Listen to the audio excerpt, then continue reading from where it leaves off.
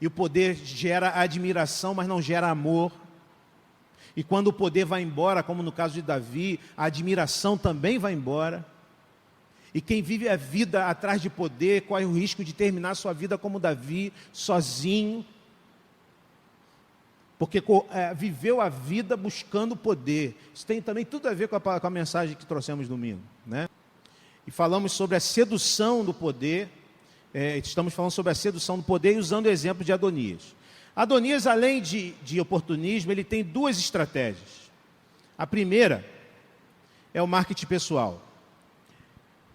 Ele chega em Jerusalém com muitos cavalos, com muitos homens para impressionar as pessoas. É assim que Adonias age primeiro. Uma das estratégias é o marketing pessoal. Naturalmente, quando acontece algo assim, a gente logo pergunta: quem é essa pessoa? Quem é esse? Deve ser alguém que tem poder. Deve ser alguém que tem dinheiro. A segunda estratégia, acordos políticos. Adonias fez acordo com Joabe, filho de Zeruia, e com o sacerdote Abiatar, e eles o seguiram e o apoiaram. 1 Reis 1:7. Vamos ver quem eram Joabe e Abiatar? Primeiro, a gente precisa entender como que era a estrutura social das civilizações antigas. Eu tinha o poder político, que quem detinha o poder político era o rei. Nesse caso aqui, Adonias queria ser o rei. Nós tínhamos o poder militar, que era o comandante do exército. Nesse caso ele chama Joabe. Joabe era o comandante do exército de Davi. E nós temos o poder religioso, que era o templo e os sacerdotes. Ele chama Abiatar para ser esse camarada que vai se aliar a ele, nesse desejo de se tornar rei de Israel. Não só hoje, né? Hoje nós temos 3 poderes também. Quais são os 3 poderes que nós temos, irmãos? Na estrutura social: poder executivo, poder legislativo e judiciário. Eu falei que não ia falar de hoje, né? Aí, embolei. Mas você vai ver o que isso tem a ver hoje. Outro dia saiu um anúncio. Não vou falar não. Não vou falar nada. Vamos ver quem é Joabe. Joabe, filho de Zeruia, irmã de Davi. Ou seja, Joabe era o que de Davi? Sobrinho. Joabe foi o comandante do exército de Davi. E Joabe tinha a sua agenda pessoal acima da lealdade ao rei. Joabe era um homem sem carisma.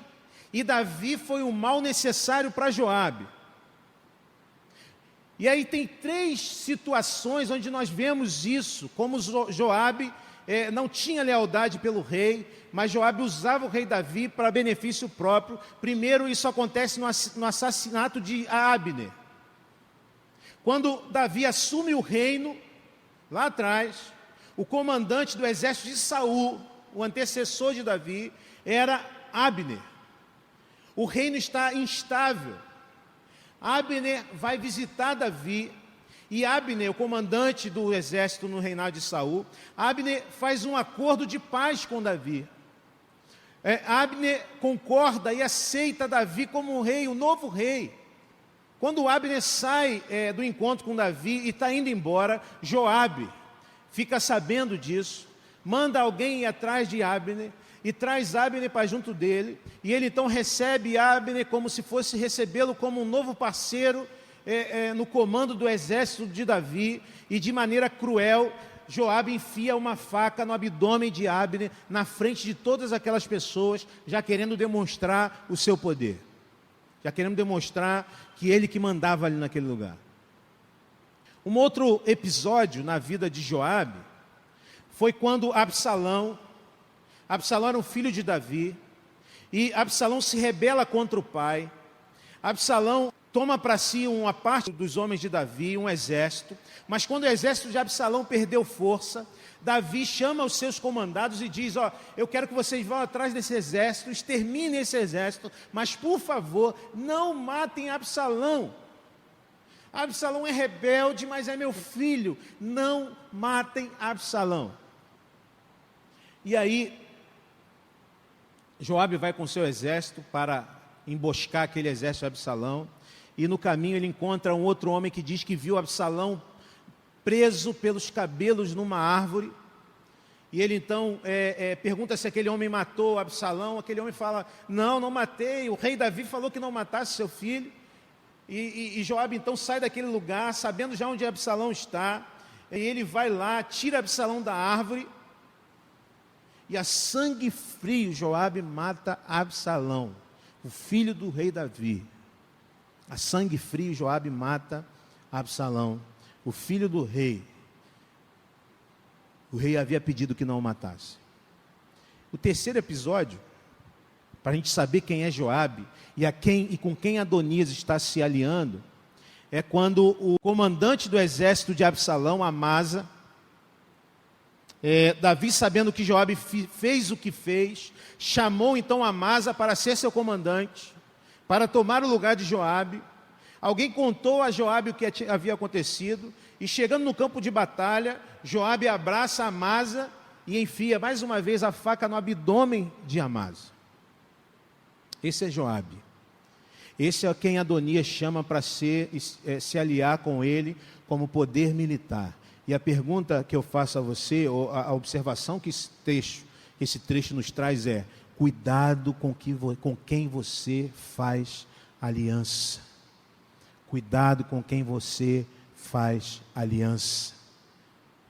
Muitas vezes, para ter poder, nós fazemos aliança com pessoas que não devem caminhar junto conosco. Por exemplo, na época da nossa adolescência, da juventude, é muito normal e natural que a gente tenha a necessidade de sermos aceitos pelos demais. Isso é nada mais, nada menos do que essa necessidade nossa de termos poder, de podermos estar no meio das pessoas. E na adolescência tem muito essa coisa, né? De a gente quer ser aceito, a gente quer estar no meio dos amigos, aqueles mais populares, a gente quer ser também um deles. E muitas vezes, para a gente poder ter isso, a gente acaba se aliando com pessoas que são pessoas que não vão nos fazer bem, que vão nos fazer mal. Muitas vezes na área profissional das nossas vidas, né, nós também, por causa do nosso desejo de crescer na companhia, de crescer lá na nossa empresa, a gente acaba se aliando com pessoas que nós sabemos não nos farão bem, mas o poder, o desejo de crescer nos faz muitas vezes agir assim. Muito bem, olha o que Davi fala: embora rei ungido, ainda sou fraco, e esses filhos de Zeruia são mais fortes do que eu. Veja como Davi se sente, às vezes, enfraquecido diante de Joabe. Quem é Abiatar? O poder religioso. Abiatar está sempre ao lado de Zadok. A gente vai ver sempre nos textos históricos ali, Zadok e Abiatar, os sacerdotes. Ele foi sacerdote junto com Zadok de Israel durante o reino de Davi. Ele permanece fiel, mesmo por ocasião do golpe de Absalão. No entanto, a fidelidade de Abiatar é uma fidelidade passiva, à sombra de Zadok, sem riscos ou ameaças. Ou seja, Abiatar é aquele que está sempre com um grupo que ganha. Abiatar é aquele que é fiel a você, mas nunca de maneira explícita, porque na hora que você cair, Abiatar muda de lado, Abiatar muda de aliança, sempre em busca de melhores oportunidades. Você conhece gente assim? É Abiatar. Mas agora ele recebe uma grande oportunidade. Ele vai ser sacerdote sozinho no reino de Adonias. Ele vai ser sacerdote sozinho no reino de Adonias. Cuidado com o que você tem feito alianças ao longo da sua vida, talvez em busca de poder. Poder é algo que naturalmente está no coração humano, exerce uma sedução muito grande no nosso coração, porque ele faz promessa de muitos benefícios. No entanto, o poder tem a sua falácia. Quem vive a vida em busca de poder, tem e verá o poder se dissipando e viverá a tristeza de ver que o poder não lhe serviu de muita coisa.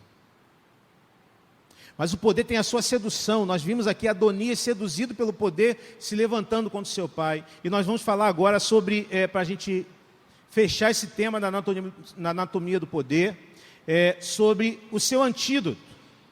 O antídoto para a sedução que o poder exerce sobre nós, está aqui também no texto, em 1 Reis 1, de 11 a 53. O que acontece aqui é o seguinte: como que Davi vai tomar conhecimento do que está acontecendo por trás dele? E aqui entra em cena um homem que é importantíssimo aqui, que é o profeta Natã. É o profeta Natã que vai confrontar Davi quando Davi comete o adultério com Batseba. Se tem alguém sábio e sensato nessa história aqui, esse alguém é Natã. Porque Natã não faz uso da sua influência religiosa em benefício próprio em momento algum. Natã também não vai espiritualizar aqui a situação, o problema que está acontecendo. E qual é o problema? O levante de Adonias. O problema que está acontecendo, ele não vai espiritualizar, dizendo para Davi que Deus falou com ele alguma coisa. Antes, ele usa a sua sabedoria para dar uma solução à situação que o reino está passando. Vocês lembram que eu falei aqui? Davi disse que Salomão seria o rei. Mãe de Salomão é Batseba. No entanto, Natã chama Batseba, mãe de Salomão, e diz: olha só, você e o seu filho estão correndo grande perigo de vida. Por quê? Porque Adonias disse que é o rei. Adonias, por sinal, hoje à tarde, fez um grande churrasco na cidade vizinha aqui, chamou o sacerdote para fazer um grande culto de consagração. Qualquer semelhança é mera coincidência, tá? Quando o poder religioso entra para legitimar o poder político, e a gente infelizmente vê de montão nos dias de hoje. Natã fala isso, ó. Adonias, o povo está gritando assim: Adonias é o nosso rei, Adonias é o nosso rei. Joabe está por lá também, o comandante de Davi. Você e seu filho correm risco de vida. Se Salomão é o legítimo sucessor de Davi, a primeira coisa que Adonias fará é matar o seu irmão Salomão. Diante disso, há duas possibilidades na perspectiva de Natã e Batseba e Salomão. Ou o rei não sabe o que está acontecendo e quando souber ele tomará providências, ou o rei já sabe o que está acontecendo e a gente é que não sabe disso, e aí nós é que estamos fritos. Natã, ele primeiro manda que Batseba entre na presença do rei, e aqui nós vemos o caráter de sabedoria de Natã. Primeiro é o discurso afetivo, depois é o discurso lógico. Nós às vezes falhamos nisso, quando nós homens, por exemplo, queremos convencer a nossa esposa de alguma coisa com argumentos lógicos, quando na verdade a gente pode primeiramente ir com argumentos afetivos, primeiro ganhar o coração e depois a mente, vamos dizer assim. Mulheres também às vezes cometem esse erro quando querem dialogar com seus maridos na mesma categoria que muitas vezes eles dialogam. Natã, ele é sábio quando ele manda primeiro Batseba ir ganhar o coração de Davi. Batseba chega na presença do rei, ela diz: meu rei, o Senhor não prometeu que Salomão seria o seu sucessor? O que está acontecendo? Meu rei, Adonias, teu filho, está se declarando o rei. Isso significa que eu e meu filho vamos morrer.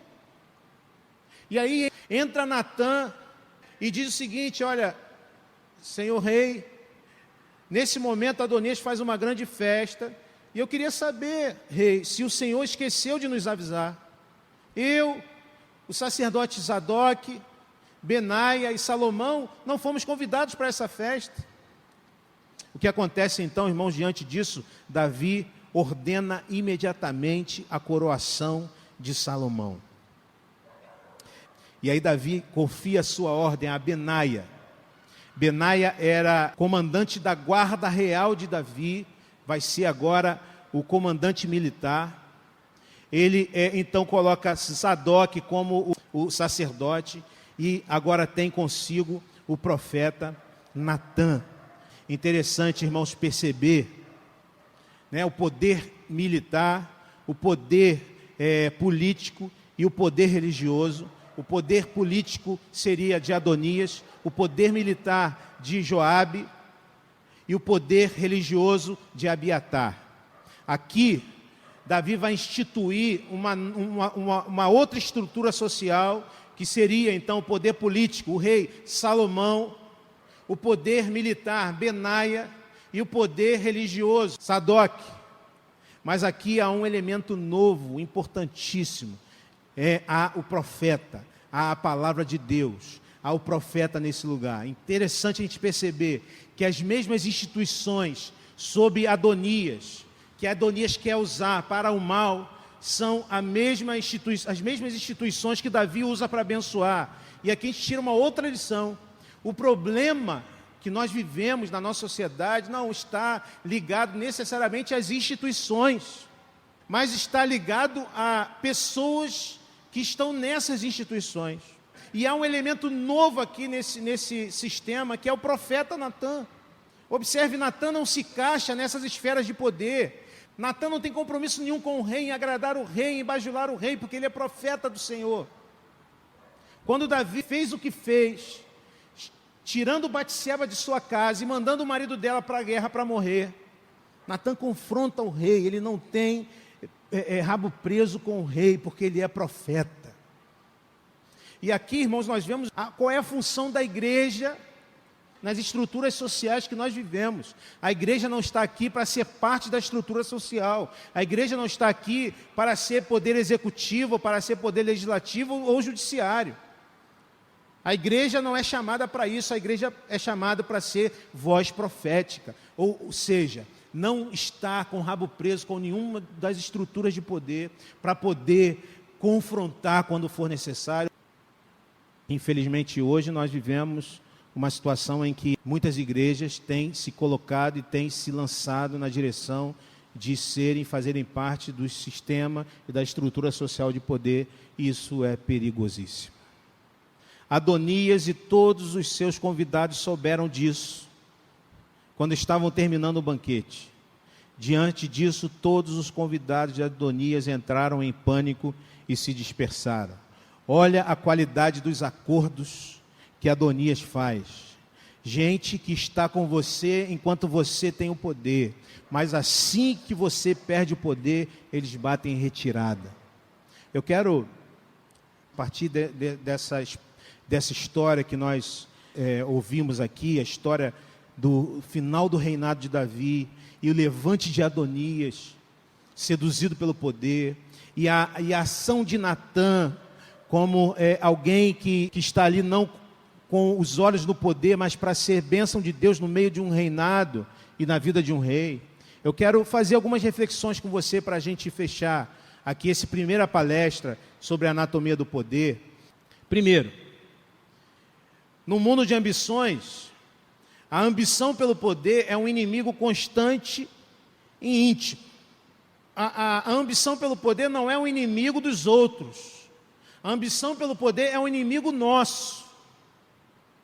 Você pode estar ouvindo eu falar e estar pensando no deputado tal, no empresário tal, na Lava Jato e tal. E é claro que a gente naturalmente pensa nisso, mas não adianta, eles não estão aqui para ouvir. Mas eu quero que você pense em você, porque esse inimigo é um inimigo nosso. Primeiro, nós devemos nos manter debaixo das mãos do Senhor. Todos os dias nós precisamos, antes de sair da nossa cama, antes de sair da nossa casa, para ir para o nosso dia de trabalho, para ir para as nossas tarefas diárias, a gente precisa clamar ao Senhor, pedir a Deus que nos mostre a cada dia que todos somos iguais diante de Deus, não importa quem sejamos, não importa que posição temos na sociedade, todos nós diante de Deus somos iguais. Precisamos desta consciência a cada dia para a gente não se tornar uma pessoa seduzida pelo poder. Uma pessoa que distrata os outros, uma pessoa que passa por cima dos outros, uma pessoa que está encegueirada pelo poder. 2, precisamos ter ao nosso redor amigos espirituais. Precisamos ter junto da gente amigos espirituais, aqui entre aspas, profetas, né? Porque é perigoso isso aqui, né? Em algumas igrejas aí, o profeta é aquele fulano de tal que adivinha o futuro. Não tem nada a ver com isso. Profeta aqui é pessoas que têm um relacionamento com Deus, pessoas que têm a capacidade de não nos encher somente de elogios o tempo todo, mas gente que tem a coragem, como Natan teve, de nos chamar a atenção quando percebe que estamos nos perdendo. E aí? Você está disposto a ter amigo perto de você, que é aquele amigo que chama a tua atenção mesmo, que chama você e fala, ó, o que você está fazendo não está legal. Está disposto a isso? Tem gente que gosta de só gente que elogia, só gente que enche o ego, só gente que elogia perto de si. Estamos dispostos a ter pessoas e profetas junto da gente, amigos espirituais. Nos dias de hoje está muito difícil isso, as pessoas estão cheias de si. Não há mais verdade objetiva. Cada um tem a sua verdade, então como que eu vou chegar para alguém e exortar e chamar atenção com amor? Em terceiro lugar, exercício constante da disposição em servir. E aqui o bicho pega. Porque a gente está numa sociedade em que o sonho de todos é a ascensão social para se libertar de servir, para ser servido. Quando eu ficar rico, eu não vou precisar mais fazer nada para ninguém. No entanto, a gente precisa exercitar o serviço, porque o exercício do serviço nos desconecta de uma atitude que pode nos levar a uma arrogância. Para isso nós precisamos servir uns aos outros. E a igreja é um excelente lugar para a gente fazer isso. Sabe por quê? Porque na igreja senta o empresário e o empregado um do lado do outro. E o empresário não é maior que o empregado, não. Eles são iguais diante do Senhor. E na igreja o empresário pode servir ao empregado. Ele tem a oportunidade de exercitar o serviço para o seu coração não ser contaminado por esse desejo de poder que a sociedade impõe a gente. Exercite o serviço, sirva alguém, para você se desconectar de uma lógica de poder, servindo ao outro. E a segunda lição aqui, que eu queria compartilhar com vocês, desejar obter destaque não significa render-se ao poder.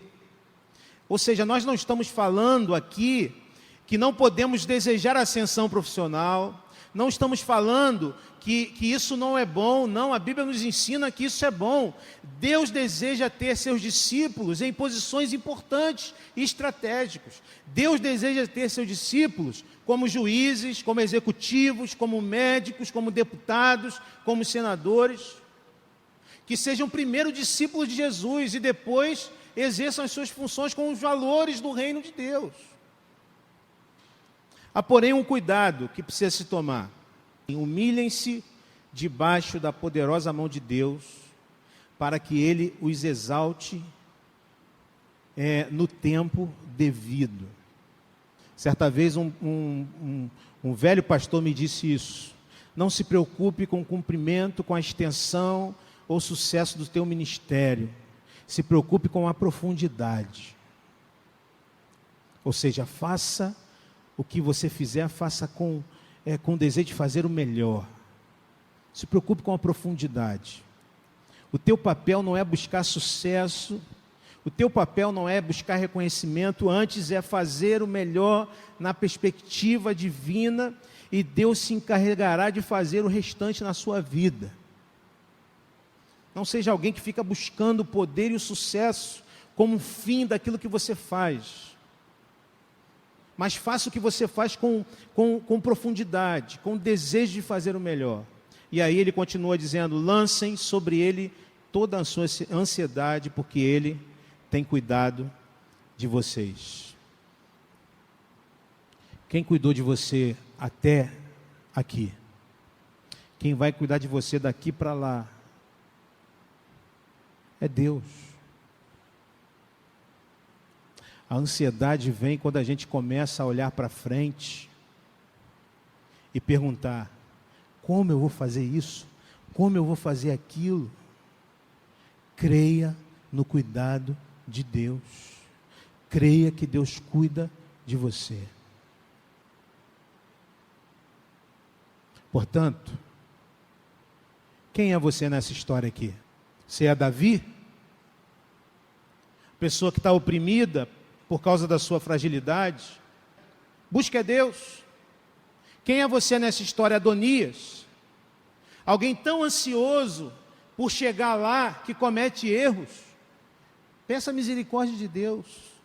Quem é você nessa história aqui? É Natã? Você precisa chegar a um amigo para alertar ele sobre alguma coisa? Busque a Deus. Peça a Deus, Ele vai te abençoar, Ele vai te ajudar, Ele vai te fortalecer, Ele vai mudar os rumos da tua vida, Ele vai te dar coragem para fazer aquilo que você deve fazer, que você sabe que deve fazer. Ele vai te dar força para fazer isso. Seja sábio, aprenda com a sabedoria bíblica, e você vai ser abençoado e abençoador. Essa é a promessa do Senhor. Que Deus abençoe a gente.